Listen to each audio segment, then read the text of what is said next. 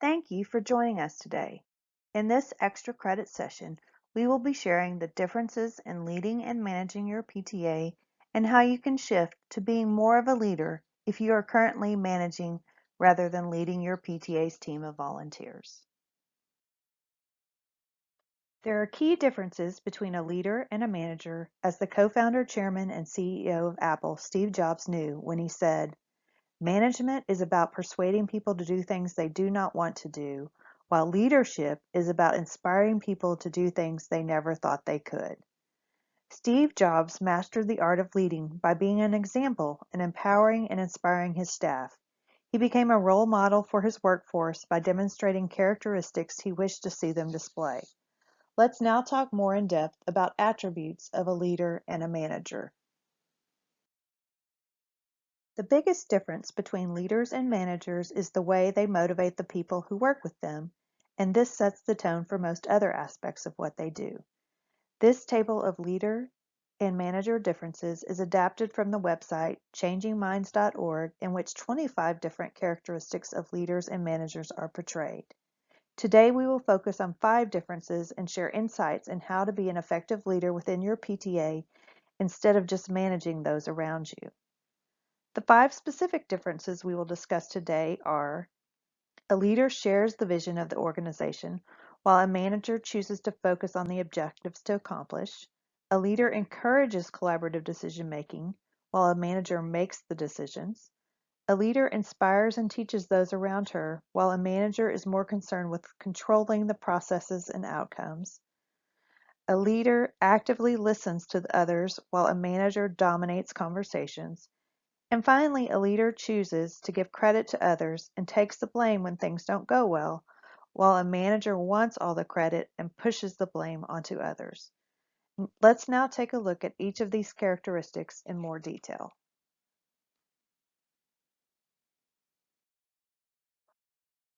As the image on this slide shows, a good leader gets everyone committed to a shared vision, whereas a manager focuses on getting people to complete assigned tasks. Notice that the leader and his team members are part of the same circle and all are aiming toward a common goal, while the manager has subordinates and the manager is pushing down his objectives to those below him. As a PTA leader, you already have a shared vision in place. Every child's potential is a reality. Further, the mission of PTA is to make every child's potential a reality by engaging and empowering families and communities to advocate for all children. If you are the PTA president, consider holding a team building and work session meeting at the start of the year. This not only allows everyone a chance to get to know one another, but also gives you a chance to get to know why each person chose to volunteer their time to PTA. This meeting is a great time to share the vision and mission of PTA and remind everyone of the ultimate goal of their work. Throughout the year, start off executive board meetings with the shared vision and mission again to remind board members that they are part of something much bigger than the individual role they were elected or appointed to do. Make sure your executive board meetings are more than just updates on the tasks at hand and assigning out new responsibilities. If you are an executive board member leading a committee, make sure your committee members also consistently hear the vision and mission and know the reason why your committee exists is to further the vision and mission of PTA. Lastly, don't forget to share the vision and mission with your PTA members. PTA members are a necessary part of the circle around the shared vision of PTA, since they are the ones who ultimately make the decisions on leaders and budgets. Ensuring everyone is aligned to the vision and mission of PTA, rather than just handing out tasks and making sure those tasks get done, will make you an effective leader and make your PTA stronger for your efforts. The second differentiator of a leader versus a manager is how decisions are made. A leader encourages collaborative decisions among the team, which has many advantages for your PTA as a whole. Those advantages include the creation of buy-in. By involving everyone in decision making and problem solving, it makes what people are doing theirs, rather than something imposed on them by someone else. The sense of ownership builds commitment to the common purpose. Building of trust. Collaborative decision making, by its use of an open process and its encouragement of discussion and dialogue, builds trust among those involved. Collaborative decision-making requires the sharing of information and then listening carefully to any input that is made. It provides access to more and better information and ideas. When all involved in an issue are party to addressing it, they bring with them a wealth of information, as well as a variety of perspectives. As a result, the solutions they arrive at are likely better than those developed in a vacuum, or by only a small number of people. Collaborative decision-making removes the silos that people work in and brings people together. There are best practices for you as a PTA leader in facilitating collaborative decisions. Those are: plan ahead and share expectations of meetings. Leaders frequently intend to have decision-making meetings, but then the group gets sidetracked by too many questions, discussions, and clarifications. To accelerate the decision-making process, you should provide key information in advance and ask everyone to come prepared with ideas and proposed solutions. Define the problem, not the solution. How you frame an issue will affect how others think of ideas to address it. If your framing is too narrow, like should we send out a newsletter more frequently, you're limiting discussion before it's even begun. Instead, be clear about the challenge but open-ended about the possible solutions. Ask, how can we better share information with our members, so that you're not steering the team toward a preconceived conclusion. A leader shouldn't start with his goals in mind and steer the group in that direction. True collaborative decision-making has no set end goal when it begins. The end result is worked out among all the participants in the decision. Ensure everyone is heard. Your main job as the leader is to establish, maintain, and safeguard the collaborative process that allows everyone to participate fully.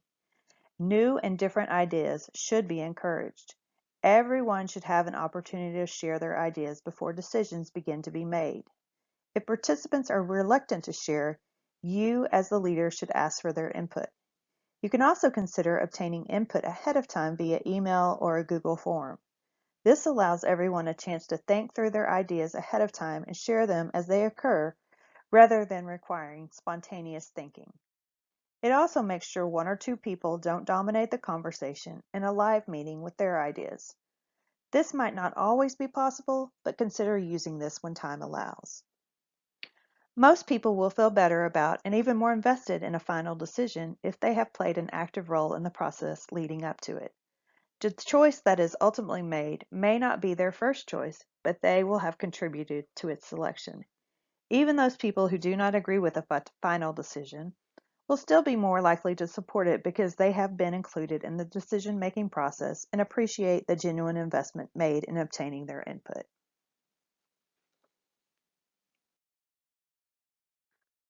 Part of the work of a leader is to inspire and teach those around them. Leaders have many ways in which they do this, from casual encounters to presentations at meetings and even with formal training programs.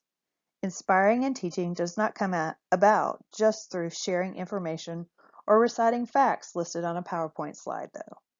Leaders inspire and teach when they reach people in ways that help them to understand, enable them to remember, and motivate them to act. Some specific ways leaders inspire and teach are by caring as much about each individual as they do the organization. While it's definitely important to care about your PTAs as a whole, it's important to remember that your PTA functions with a team of volunteers. Most likely PTA is very important to them or they wouldn't have volunteered their time, but they are also taking care of their kids and potentially other family members. They may be working a full-time job, and at various times they may be dealing with personal issues like health problems or financial concerns. Take the time to get to know your volunteers and appreciate them for all they are doing.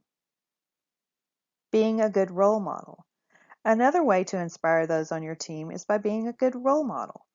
How you treat others, both in person and behind their back, gets noticed. If you handle difficult situations well, it can be a learning opportunity for those around you. While you can't be perfect all the time, make sure you are setting a good example for those around you and acknowledge those times when you weren't a good role model and share what you will do differently in the future. Developing others. Developing others means more than sharing the location of the resource guide with leaders. And it means more than giving just the answer when someone has a question. Take time to explain the why behind a process they have questions about. Give them the opportunity to ask questions. Great leaders find satisfaction not only in teaching others, but also in mentoring them, in showing others how they can become more than they ever believed they could. Learning from others. While good leaders must have a certain amount of knowledge and experience, they also give their team the sense they are all learning together. Good leaders don't act like they know it all, and they make it a point to let others know when they don't know the answer. When a leader learns something from someone on their team, they thank that individual for their knowledge and they share that with the team. Searching for new leaders. Most volunteers don't start out wanting to serve in a leadership position. As a leader in PTA, chances are you will be present at most, if not all, meetings, fundraisers, and programs. You will also most likely be around even when there is no official business being handled, whether that be making copies for a meeting or standing outside after school at the pickup line. Take advantage of these opportunities to mingle and observe others. A leader identifies potential in their fellow volunteers and helps them move on to the next step. As a leader, you must also recognize that every moment you spend with fellow board members, volunteers, and community members is an opportunity to teach and inspire those that will not only work with you in the future, but those who will lead your PTA into the future. Most of you probably already know that it's important to be a good listener as a leader, but what exactly is an active listener? It means really paying attention to the person as they are talking to you. It also means giving the person your full attention without being distracted by things like phone calls or text messages. Active listening involves using many of your senses to listen to the person. You obviously use your ears to hear the person, but other senses are involved too. Let's look at the 4 steps of active listening. Focus not only on what is said, but the tone and nonverbal cues of the speaker. Also keep in mind what isn't being said and why. Mirroring means using appropriate facial expressions to show you understand, or saying small phrases like, uh-huh, to let the speaker know you are listening. Give the speaker time to finish their thoughts. Don't interrupt. When they are done speaking, paraphrase what they have said to check for understanding. Lastly, respond with respect and understanding, even if you don't agree. If you have additional information to share, this is the time to share it. Active listening ensures that fewer misunderstandings occur during a meeting or a one-on-one conversation. The biggest reward of active listening is the establishment of trust that occurs. It lets people know we value them. Good leaders know that successes come from the work of the entire team and make sure that the team gets credit for every success. Think about someone who is accepting an award. Very rarely do you hear them someone say, "I did it. It was all me," right? They say, "I'd like to thank this person and that person," and so on. And then they say, "This award wouldn't be possible without the incredible team I work with." Sometimes they even bring that team up on stage to be recognized. The point is they showcase the team. In a less public way, a good leader will also show personal gratitude to the team. This might be through a celebration lunch or something more simple like a personal thank you note. Accepting blame as a leader is sometimes hard, especially when you know that someone on the team didn't do what they said they would. Is the right thing to do to blame that person publicly? Of course not. The right thing to do as the leader is to take responsibility for the failure, and you and the team use the situation as a learning opportunity. Maybe you learn that Susan is a procrastinator and you'll need to set more intermediate deadlines with her. Maybe you learn that Jane had a personal tragedy that she couldn't talk about at the time, but that is what kept her from doing her best. Sometimes you'll learn that the failure was fully your fault because you didn't delegate enough or set clear expectations for the team. Whatever the reasons for the failure, use failures as a chance for you and the team to grow.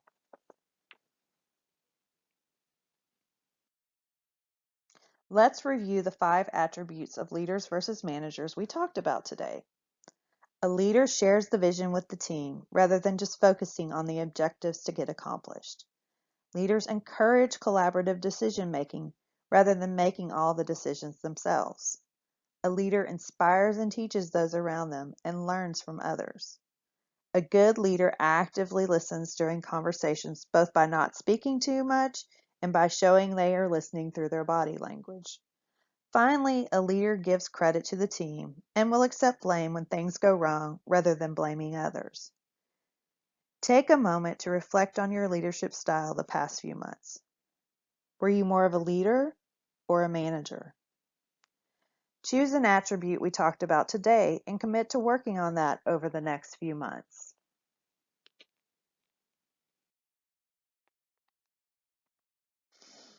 And if you're looking to learn more about the ideas covered here today, or want more ideas to share with other PTA leaders, here are some recommended readings. For a book that shares broad insight into leadership, try John C. Maxwell's The 21 Irrefutable Laws of Leadership. Follow them and people will follow you. If you'd like a more focused reading, consider Multipliers, How the Best Leaders Make Everyone Smarter by Liz Wiseman.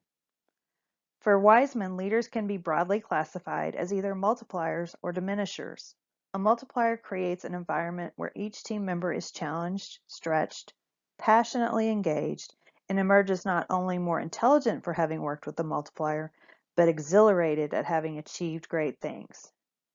A diminisher, as one can imagine, stunts the intellectual growth of those who work for him or her, drains teams of curiosity and vitality itself.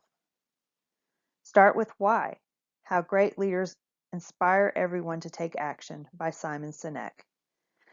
Sinek says when leaders get caught up in the details of how and what we are working on, it is very easy to forget why we are doing it. Sinek says it's essential at the start to ask why and remind ourselves of that why along the way. You can also watch Sinek's 20-minute TED Talk on this subject by searching How Great Leaders Inspire Action.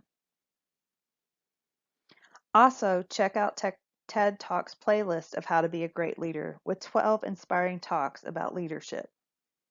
And lastly, don't forget the Texas PTA Leadership Committee. They are a resource to you for all of your leadership questions. Thank you for attending Leading versus Managing. To learn more about this topic, as well as many other leadership skills, check out our full resource library at txpta.org/leadership.